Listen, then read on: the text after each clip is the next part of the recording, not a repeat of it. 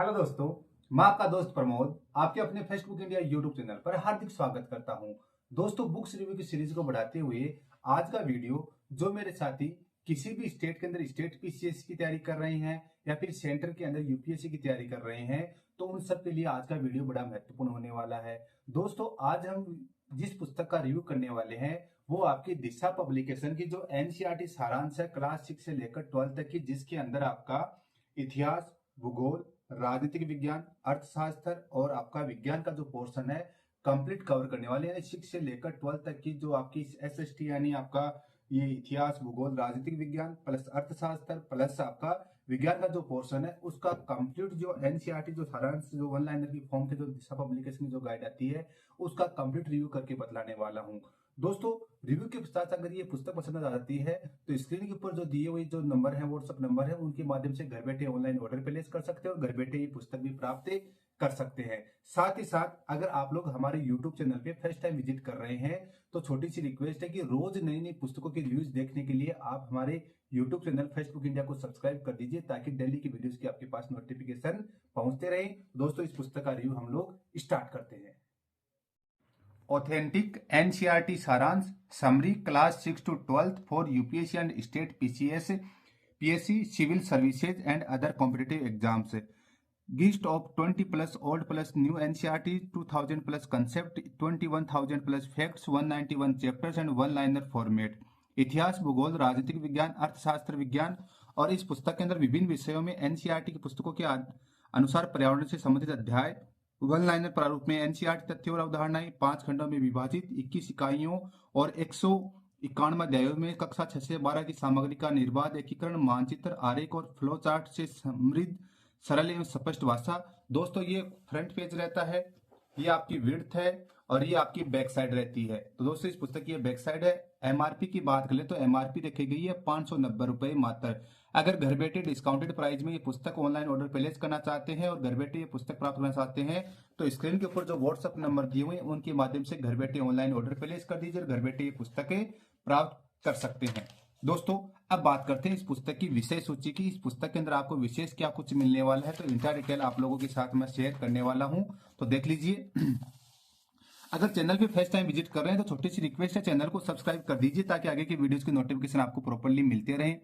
तो प्राचीन भारत का जो पोर्शन है इसके अंदर इतिहास लेखन के स्रोत प्रागैतिहासिक युग, सिंधु घाटी सभ्यता, वैदिक सभ्यता, जैन धर्म और बौद्ध धर्म, महाजनपद का युग, मौर्य युग, मौर्योत्तर और संगम युग, गुप्त काल, गुप्तोत्तर काल, दक्षिण भारत में सांस्कृतिक विकास, मध्यकालीन भारत के इतिहास के संदर्भ में दक्षिण भारत के राज्य 800 से 1200 ईस्वी, उत्तर भारत 3 साम्राज्यों का युग 800 से 1000 ईस्वी, दिल्ली सल्तनत फर्स्ट, दिल्ली सल्तनत सेकंड, विजयनगर और बहमनी साम्राज्य, मुगल और अफगान, अकबर, जहांगीर और शाहजहां का युग, मुगलों के दौरान सांस्कृतिक और धार्मिक विकास, मुगल साम्राज्य का पतन, मराठा भक्ति सूफी परंपरा। आधुनिक भारत के इतिहास के संदर्भ में भारत में यूरोपियों का आगमन, ब्रिटिशों का ही भारत पर विजय, भारत में ब्रिटिश शासन के आर्थिक परिणाम, आधुनिक भारत में सामाजिक परिवर्तन, ब्रिटिश शासन के विरुद्ध प्रतिक्रियाएं, 1858 के बाद प्रशासनिक परिवर्तन, नए भारत का विकास, राष्ट्रवादी आंदोलन, गांधी का उदय, राष्ट्रीय आंदोलन, खिलाफत और असहयोग आंदोलन, स्वराजवादी और अपरिवर्तनवादी, साइमन कमीशन और नेहरू रिपोर्ट, सविनय अवज्ञा आंदोलन, स्वतंत्रता और विभाजन की। और विश्व का इतिहास के संदर्भ में बात करें, पूंजीवाद एवं औद्योगिक क्रांति, क्रांतिकारी और राष्ट्रवादी आंदोलन, साम्राज्यवाद और उपनिवेशवाद, प्रथम विश्व युद्ध, रूसी क्रांति, 2 विश्व युद्धों के बीच की दुनिया, द्वितीय विश्व युद्ध के बारे में बाद की दुनिया, पेज नंबर 122 तक इतिहास का पोर्शन है। खंड बैग की बात करते हैं भूगोल, तो भौतिक भूगोल के संदर्भ में सौरमंडल में पृथ्वी, अक्षांश और देशांतर, पृथ्वी की गतियां, पृथ्वी के प्रमुख क्षेत्र, अफ्रीका, भूमि, जलवायु संसाधन और उनका उपयोग, दक्षिण अमेरिका, भूमि, जलवायु संसाधन और उनका उपयोग, ऑस्ट्रेलिया, संसाधन और उनका उपयोग, अंटार्कटिका, सफेद महाद्वीप, उत्तरी अमेरिका, भूमि, जलवायु और संसाधन, यूरोप, संसाधन और उनका उपयोग, एशिया, भूमि, जलवायु और संसाधन, पृथ्वी का आंतरिक भाग, खनिज और चट्टानी, भूआकृतिक प्रक्रिया, भूआकृतियां और उनका महत्व, वायुमंडल की बनावट और संरचना, सौर विकिरण, उष्मा संतुलन और तापमान, वायुमंडलीय परिसंचरण और मौसम प्रणालियां, वातावरण में नमी, जलवायु का वर्गीकरण, महासागर तल की रूपरेखा, महासागरीय जल और उनका परिसंचरण, पर्यावरणीय भूगोल के विषय में जैव विविधता और संरक्षण, मानव पर्यावरण अंतःक्रिया, प्राकृतिक खतरे और आपदाएं, मानव भूगोल के संदर्भ में जनसंख्या वितरण, घनत्व और वृद्धि, मानव विकास, आर्थिक भूगोल के संदर्भ में प्राकृतिक संसाधन, प्राकृतिक संसाधनों का संरक्षण, आर्थिक गतिविधियां, परिवहन और संचार, अंतर्राष्ट्रीय व्यापार, भारत का भौतिक भूगोल, भारत के स्थान, भारत की संरचना और प्राकृतिक भूगोल, भारत का जल तंत्र, भारत की जलवायु, भारत की प्राकृतिक वनस्पति, भारत की मिट्टी, भारत का आर्थिक भूगोल, भूमि संसाधन और कृषि, जल संसाधन, खनिज एवं ऊर्जा संसाधन, विनिर्माण उद्योग, भारतीय संदर्भ में योजना और सतत विकास, परिवहन और संचार, जनसंख्या, वितरण, घनत्व, वृद्धि और संरचना, प्रवास, प्रकार, कारण और परिणाम, मानव विकास, मानव बस्तियां, चयनित मुद्दों और समस्याओं पर भौगोलिक परिप्रेक्ष्य। राजनीतिक विज्ञान के संदर्भ में बात करते हैं तो राजनीतिक विज्ञान और राजनीतिक व्यवस्था, क्षेत्र, अवधारणा और संबंध। राजनीतिक विज्ञान इसका अर्थ और क्षेत्र, राज्य की अवधारणा और उसके तत्व, समाज, राज्य और नागरिकता, सरकार, स्वरूप और वर्गीकरण, सरकार के विभिन्न स्वरूपों का तुलनात्मक विश्लेषण, सरकार और उसके अंग, विधानमंडल एक सामान्य परिचय, भारत में विधानमंडल, विस्तृत विधायी और वित्तीय प्रक्रियाएं, कार्यकारी एक सामान्य परिचय, भारत में कार्यपालिका, न्यायपालिका एक सामान्य परिचय, भारत में न्यायपालिका, नौकरशाही एक सामान्य परिचय, भारत में सिविल सेवा, जिला प्रशासन। भारतीय संविधान, संविधान कार्य, विशेषताएं और प्रमुख लक्षण, भारत के संवैधानिक विकास में मील के पत्थर, मौलिक अधिकार और राज्य के नीति निर्देशक सिद्धांत। स्थानीय शासन, स्थानीय सरकारी संस्थाएं, पंचायती राज व्यवस्था, नगर पालिका और नगर निगम, प्रजातंत्र, लोकतंत्र और इसकी विशेषताएं में लोकतंत्र और इसकी विशेषताएं, लोकतंत्र और विविधता, भारत में लोकतंत्र और वयस्क मताधिकार, चुनाव आयोग और चुनाव प्रक्रिया, राजनीतिक दल। भारतीय लोकतंत्र के लिए चुनौतियां और प्रतिक्रिया के संदर्भ में लोकतंत्र के लिए चुनौतियां, क्षेत्रीय असंतुलन और क्षेत्रीय आकांक्षाएं, सांप्रदायिकता, जातिवाद और राजनीतिक हिस्सा, स्वतंत्रता के बाद से भारत में राजनीतिक विकास, एक पक्षीय प्रभुत्व का युग, राष्ट्र निर्माण और उसकी समस्याएं, नियोजित विकास की राजनीति, भारत के विदेशी संबंध, कांग्रेस प्रणाली की चुनौतियां और पुनर्स्थापना, हालिया घटनाक्रम और गठबंधन राजनीति। विश्व राजनीति के संदर्भ में शीत युद्ध युग, ध्रुवीयता का अंत और सोवियत संघ का विघटन, विश्व राजनीति में अमेरिका प्रभुत्व, वैकल्पिक सत्ता केंद्र, समकालीन दक्षिण एशिया, अंतर्राष्ट्रीय संगठन, समकालीन विश्व में सुरक्षा, पर्यावरण और प्राकृतिक संसाधन, वैश्वीकरण। भारत और विश्व के संदर्भ में भारत और संयुक्त राष्ट्र, भारत और सार्क।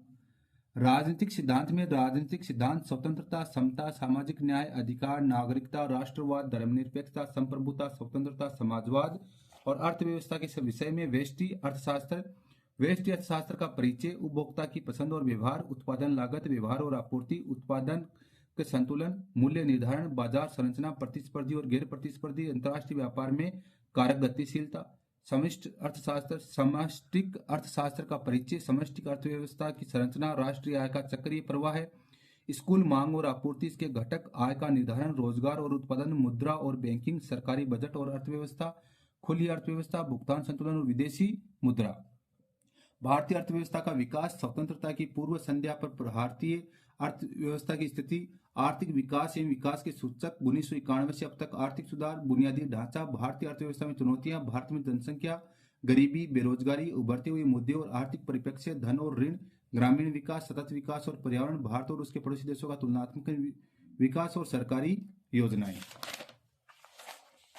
खंड ई है सामान्य विज्ञान, माप, गति, कार्य और ऊर्जा, गुरुत्वाकर्षण, तरल पदार्थ, उष्मा, ध्वनि, ब्रह्मांड, विद्युत, चुंबक, प्रकाश, परमाणु भौतिकी, रसायन विज्ञान, हमारे आसपास के पदार्थ, रासायनिक अभिक्रियाएं और समीकरण, अम्ल, क्षार और लवण, धातु और अधातु, परमाणु की संरचना, कार्बन और उसके यौगिक तत्वों का आवर्त वर्गीकरण, सिंथेटिक, कृत्रिम फाइबर और प्लास्टिक, जीव विज्ञान, पोषण और स्वास्थ्य, जीवन प्रक्रियाएं, जीवित प्राणी और उनकी विविधता, कोशिका, उत्तक, नियंत्रक एवं समन्वय, जीव प्रजनन कैसे करते हैं, अनुवांशिकता एवं विकास, हम बीमार क्यों पड़ जाते हैं, मौसम, जलवायु और जलवायु के अनुसार जानवरों का अनुकूलन, पर्यावरण, प्राकृतिक संसाधन एवं उसका प्रबंधन, हमारा पर्यावरण, खाद्य संसाधन के सुधार। तो ये सारे टॉपिक इसमें रहने वाले हैं। दोस्तों हम लोग फर्स्ट पेज के ऊपर आ गए हैं। तो सबसे पहले बात करते हैं पेज क्वालिटी की। तो दोस्तों पेज क्वालिटी प्रीमियम टाइप की क्वालिटी है, फॉन्ट साइज एवरेज शानदार है, ब्लैक सिंगल कलर की इंक का यूज किया गया है, हेडिंग्स आपको प्रॉपर्ली मिल जाएंगी, फिनिशिंग उससे भी शानदार है। अब बात करते हैं भाषा शैली की। सबसे पहले तो प्राचीन भारतीयों ने अनगिनत भौतिक अवशेष छोड़े हैं। दक्षिण भारत में पत्थर के मंदिर और पूर्वी भारत में ईंट के मठ आज भी हमें अतीत के महान निर्माण कार्यों की याद दिलाते हैं।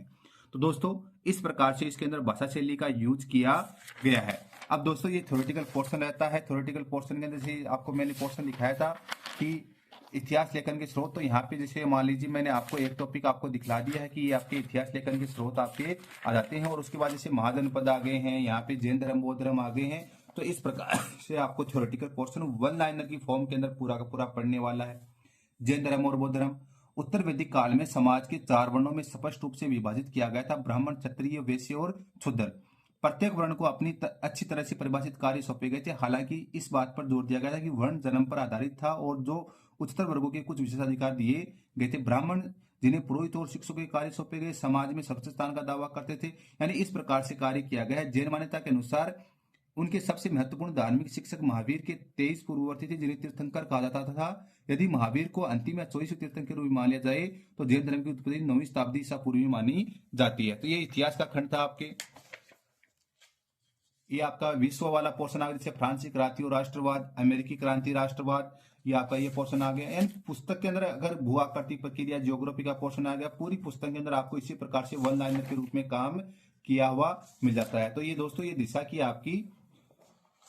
एनसीईआरटी सारथी कक्षा 6 से लेकर 12 तक पुस्तक कैसी क्या लगी हमें कमेंट करके बताइए। और ऐसी इंटरेस्टिंग वीडियोस के लिए आप हमारे यूट्यूब चैनल फेसबुक इंडिया को सब्सक्राइब कर दीजिए, ताकि आगे की वीडियोस की नोटिफिकेशन आपको मिलते रहें।